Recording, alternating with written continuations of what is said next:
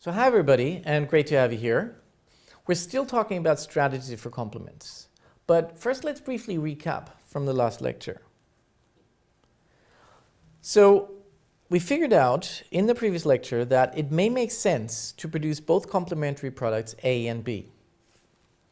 And why does it make sense? It makes sense because you can internalize the positive effects, and we call them externalities, that complements have on each other.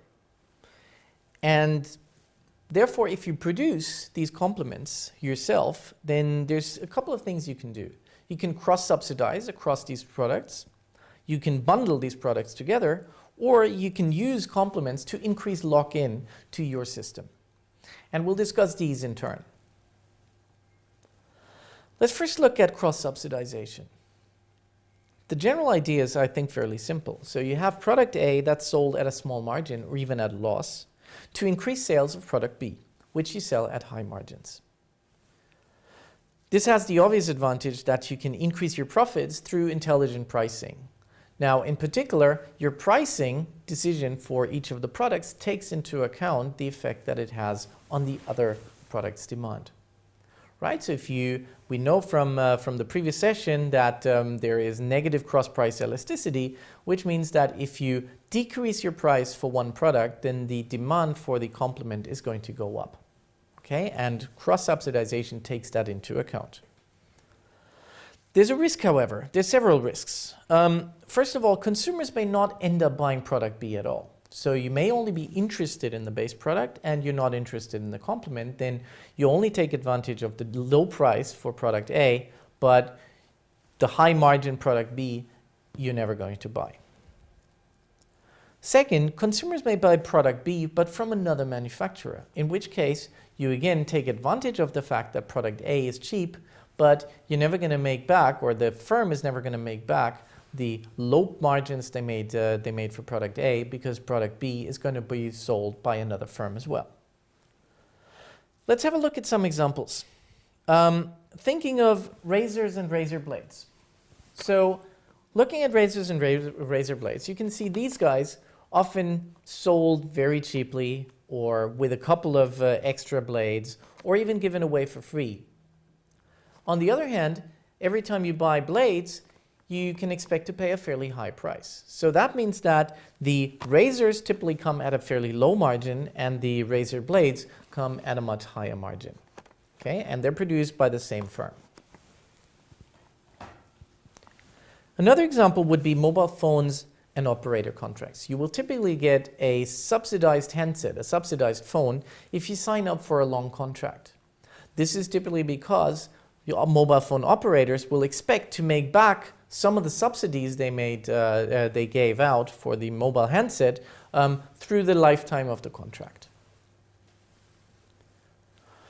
Printers and cartridges. Printers are fairly cheap now, especially if you compare them to cartridges, which are fairly expensive. And again here, getting someone to lock in to a printer system then means that he's going to have to buy the cartridge in turn, so in the future.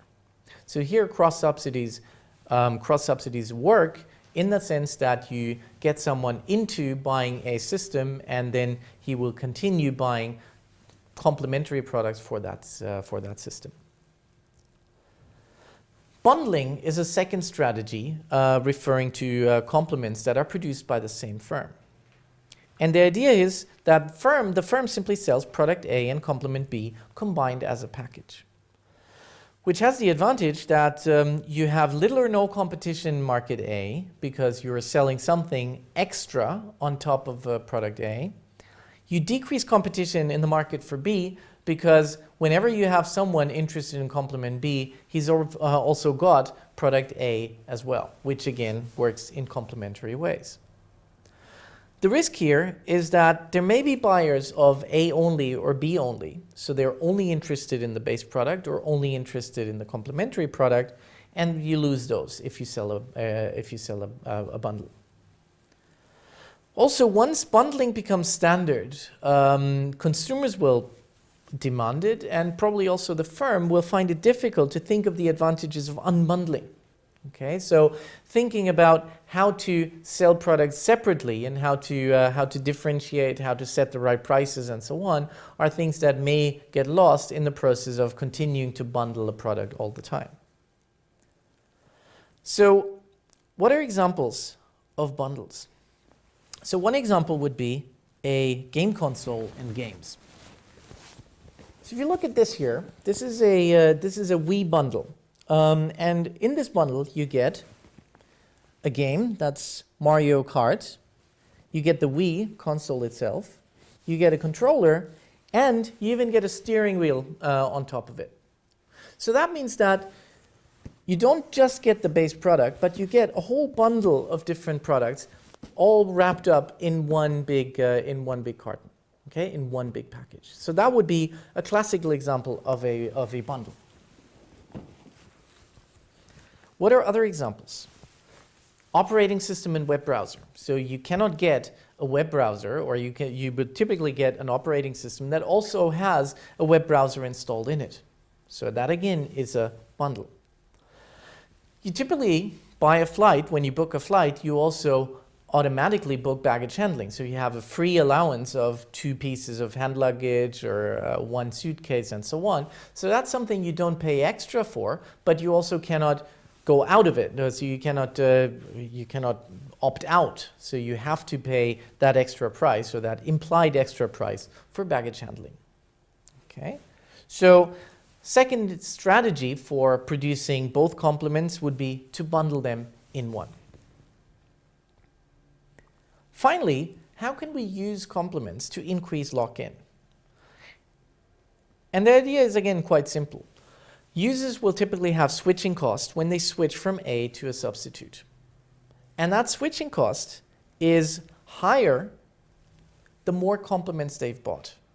Okay, so that's quite an interesting phenomenon, and we'll see a couple of examples very soon. But the idea is simply that if you get someone to buy lots and lots of complements, then it's going to make it very difficult for that person to switch from the base product A to any other product. And the advantage, of course, here is that you have higher switching cost, which then implies a higher value of the customer to the firm. Quite simply, if a customer will find it difficult to switch to another product, you can charge him higher prices. And what would be examples of that?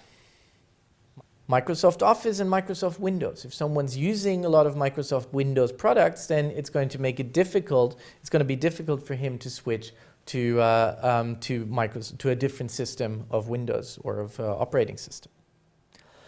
Games and video consoles. If you have lots and lots of different games for a particular video console, you're likely to persist with that standard of the console. So let me sum up now from the last 2 videos. We've looked at strategies, at generic strategies of how to deal with complementary products. And the first strategy, the first set of strategies we looked at was supporting complements.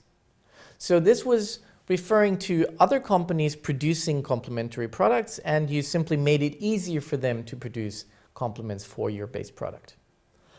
The second was a bit stronger, which was producing complements yourself. And that, of course, has pros and cons. You might be overstretching yourself. You might be doing something you're not actually very good at, but at the same time, you can control the whole system of complementary products, and you can price, say, intelligently and so on. So when producing complements, it's particularly interesting to think of the strategies of initializing cross subsidies, so pricing in an intelligent way, bundling complementary products together, and increasing lock-in. So, but for now, since you're an expert in strategies for complements, I'm sure you will now have an easy time with the following quiz.